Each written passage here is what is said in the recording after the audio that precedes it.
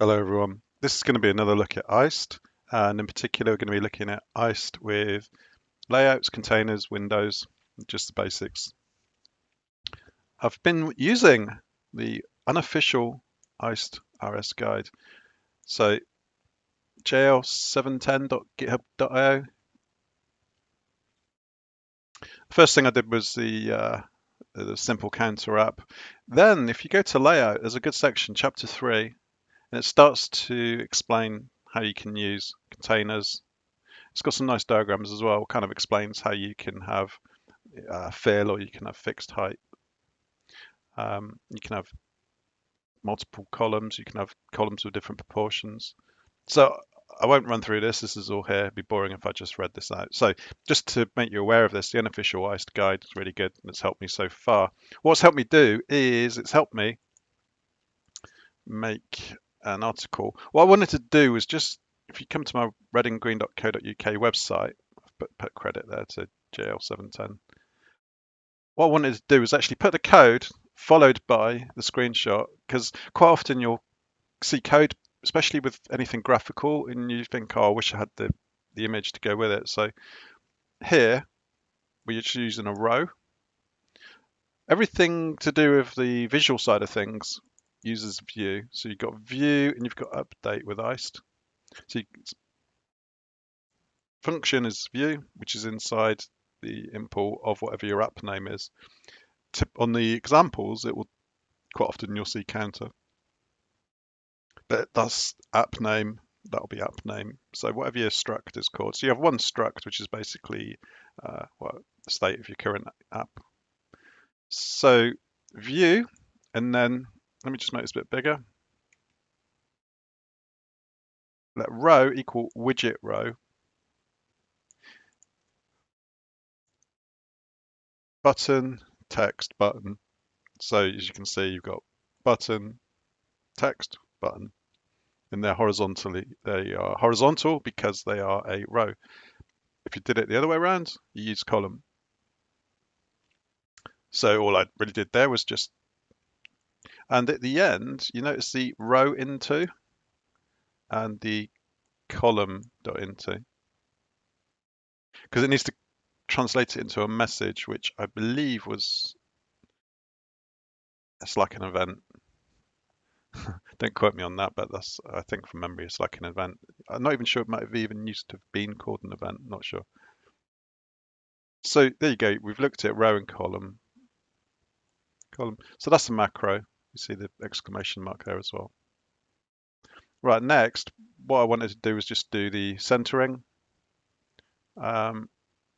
Horizontal center, vertical center. So that's the X and the Y alignment. The width is kind of the how much you want to stretch it or what you want to fill, as in fill. So that would go full width of the screen. The column, so here you might notice the column is centered, but the text isn't. You see how the number 18 is slightly to the left? That's because we need to apply centered to all of the things inside that column. So align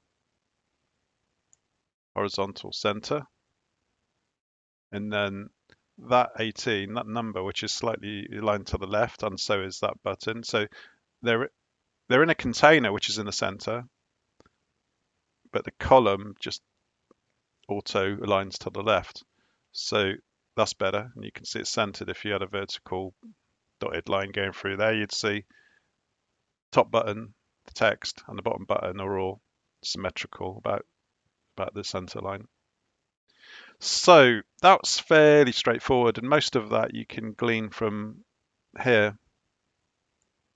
Yeah, alignment center.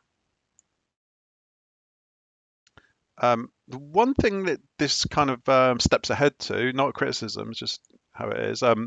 It doesn't show you how to center the window, and if you want to make an app that's I don't know, say it's a crypto wallet or something, you don't want it to be taking up all of your screen necessarily. For instance, here I've just centered it. I've centered the window within my desktop of my 1090 by, sorry, 1920 by 1080 laptop display. So how did I do that? I did that with, now this, I'll provide the link to the code in the description, but what you need to do is you've got the default struct syntax here where you're doing Windows settings, position centered, and then comma, and then dot dot default. So basically take all the defaults apart from the position. So that's just the one thing you want to override. And again, I'm kind of just focusing on the bits that you need to change. When you actually look at the code, you'll see all the imports at the top. So as always, sometimes you'll see, I don't know about you, but I see examples and you just see like a chunk of code, but actually without the imports and without the cargo.toml file. Sometimes you can get stuck. So I'll provide the cargo. So you need to add canvas, debug, Tokyo. I added image when I was trying to work with adding an icon, which is still work in progress. I think it's working, but I'm not seeing the icon, and I don't know if that's just a Linux thing. I would probably need to test this on, not that I have one, I'd need to fire up or download a Windows VM or something and test that. Okay, so that's centering the window and then resize the window. Well, actually what I did here was make it resizable as false, so that gets rid of the resize button. For instance, if you were just making a little a crypto wallet or something like that, you would just want it towards the top right hand corner, and you wouldn't want, really, there's no point in having full screen size. So that's the size you can set also. So pretty much what I just showed you with the struct default syntax update struct. I forget what it's called, but basically it's where you just use the dot dot default at the end. The struct update syntax, I think it's called. Position, resizable, and then size. So all of these examples kind of progress from the most basic down to this one where I'm modifying the size, the position, and so on. And there you see it's 200 wide by 400 high, and it's centered. But you could change the position rather than position centered. You can, I think there's left, right, top, bottom, and then also you can specify an X and a Y. But note the use of run with. It's in, if you go to the documentation for 0.13, ICE 0.13, you'll find run with. Just search for run underscore with. It allows you to do a few extra things, particularly when you want to start using tasks. And so I struggled to say tasks. That was bizarre. When you use the older code, it will use something called command, but I think task is basically just the new name for command. So if you're using iced 0.12 or earlier, it will be command there, whereas now it's task. So feel free to come and copy this. Let's look at some actual code in action. So what I'll do is I'll just run this one, which is what we've just looked at, and then I'll show you something I wrote yesterday. So yeah, we've got a counter up and down. Notice how you can't resize it because I said resizable was false. Okay. So we just looked at that code. Let's look at what the other, so I had A-ice and then I had B-ice. Let's go to A-ice, which was the first ice example. Let's look at cargo TOML. So what I just showed you was more about layouts. This project was more about using async, and I was using request within iced, and I needed to allow that to be async. So we added to a queue as well. Surday, because we were getting some JSON from an API endpoint. I'll show you. Oh yeah, and I optimized the file size because let me just show you. So even if I go to the home directory, if I just type in BTC, there you go. That's what I wrote. And because I compiled it, I made it small and then I copied it to USR/bin. It's in there, and fetch current price. So that's the current Bitcoin price. It's using a CoinGecko API endpoint. And this is a dummy button, but it's partly so that I could learn more about using asyncs within iced. When you use asyncs within iced, you need to return a task. And even if you're not returning anything that's async within your messages, your message enums, you need to return task none. That's just staying grayed out because it's completed. So this one I could do full size, but you notice how it stays centered even when you full size it, which is good, which is what you'd want. Okay, let's look at the actual code on that then. So go back to where we were. We're going to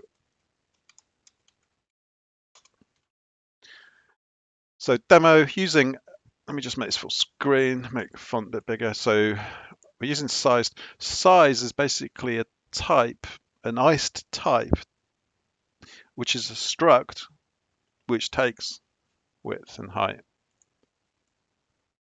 So you will need to use that, but don't get overly concerned. It is just the height and width. Task, which we say used to be command. Theme, there's quite a lot of themes actually. There's about 25. A lot of them kind of replicate or are very similar to the Linux, the Vim theme. So you've got Grovebox, Darkula, so on.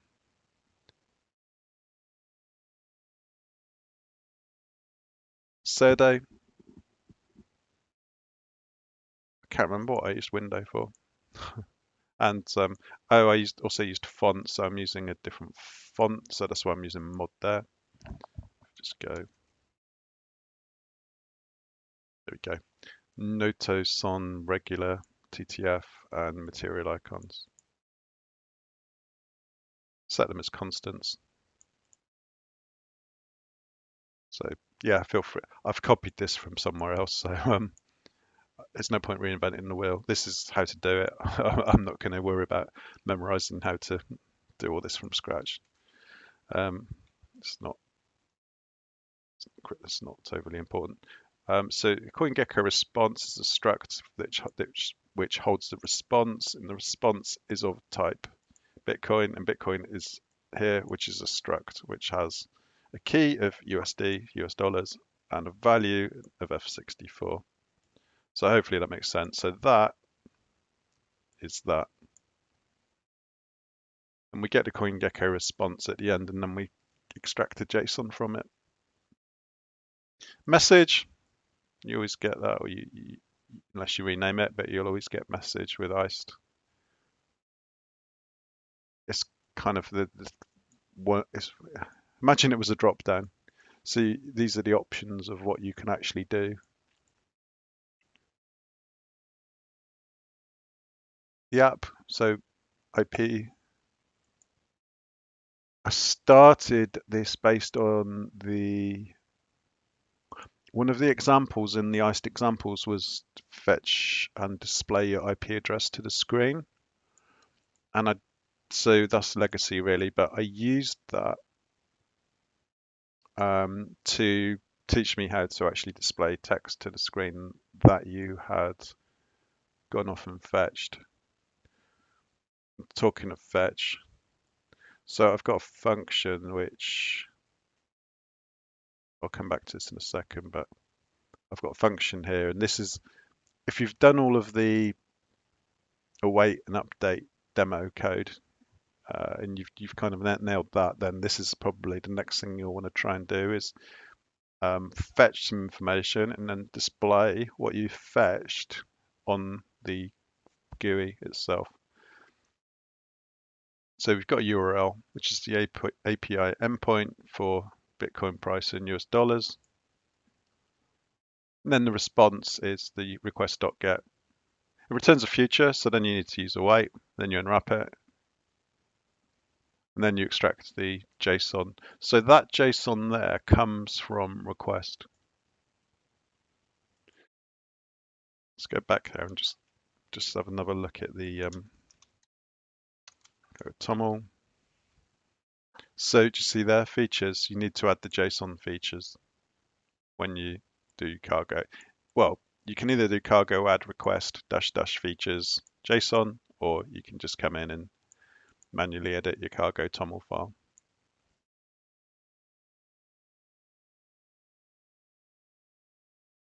So we've got down as far as message. So the app, so rather than using counter, the app is now called app. So when we finally call it right at the end, you'll see app update, app view. So in the counter example, we were doing counter update, counter view. So whatever the struct, basically you create a struct which becomes the name of your app or name of your program. Just skipping ahead also, that's the theme bit. What's up in there? Just quit that and go back in, don't want to ruin it. Yeah, the theme. And the other thing I specified there was, again, we used the dot default there, look, quite useful. It saves, because there's a lot of settings and you don't necessarily want to change all of them. If you only want to change one or two, just change them here within. This is using iced settings, and there's also iced window settings. And you'll get a lot of, well, to start with, I was getting in a muddle and I was getting compile errors because I was mixing iced settings with iced window settings. So that's something to watch out for. Just make sure you're using the correct settings. No, so I'm using Nightfly there, by the way. So yeah, the fetch function, and then you have to keep using await because everything is predicated on something which you don't know how long it will take to get. It could take 1 second, it could take 5 seconds, it could take 10 seconds. So you have to keep awaiting. It says a future. And then even there, you want to convert the response to JSON, and then you have to await that and then unwrap. And then the response, we format it because it's an F64. So then you have to do from the result, you get Bitcoin, then .USD, and then you just truncate it to 2 decimal places. So yeah, just that's the function, and then the rest of this was normal, well, relatively normal. So it's view and update. But unlike some of the basic example, some of the common examples, this is using, here it's using, the view uses the message because it's waiting for a message to tell it to change, or here we're doing task message, element message, but here is task message. And then if you're not returning anything, you have to keep putting task none. If you weren't doing the asynchronous fetch, you wouldn't need the task message anywhere. But because we're doing an async here and we're spawning a new thread, a blocking Tokyo task spawn blocking. So this here is the fake, or the toy button, which is doing some large computation in this space. This is just to simulate 2-second wait. But because we spawn a new thread here,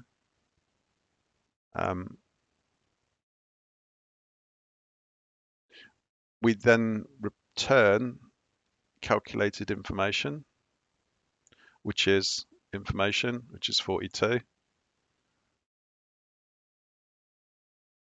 In fact, I've got, well, let me just check that. So I've got task none in all of those places.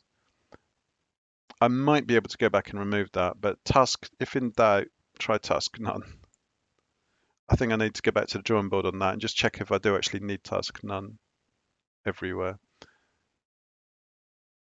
Something else I wrote, I did actually have one task was not passing back none. It was, okay, yeah, here it is. This is it. Yeah, so return. So either task is none, or in the one place where it's not none, it is actually task future. I can provide the code for this because this is probably, I wouldn't say advanced, but it's beyond what you will see in some of the sort of the simple examples, just where they are, where it's more visual. This is potentially more kind of more back end, maybe, if that's how you would say it. So yeah, we're just using the only extras here. So we've got view, update, and then we've got fetch IP, which is our own function that we've written. So that's not, none of that really is iced specific. And we've got theme, that is iced specific. And then here I've used run as opposed to run with. So if you want to pause the screen and copy this, feel free. But in both cases, I used the settings and then the ... default, default. You might see some examples where you have to do impl application for the name of your app, but I don't think you need to do that. I've not needed to do so far. I'll just demo this again and then I'll wrap that up. So, oh yeah, one other thing. You see the include bytes there? That's when you want to actually include the fonts inside the binary, or so that the end user doesn't have to have this font installed. I haven't got another machine to test this on, or a different OS to test this on. I'm reluctant to install VirtualBox on my very basic laptop because I don't want to fill it up. But yeah, if you can try this on Windows, maybe just build it from using Cargo and then see if you get the same font, the Noto Son regular.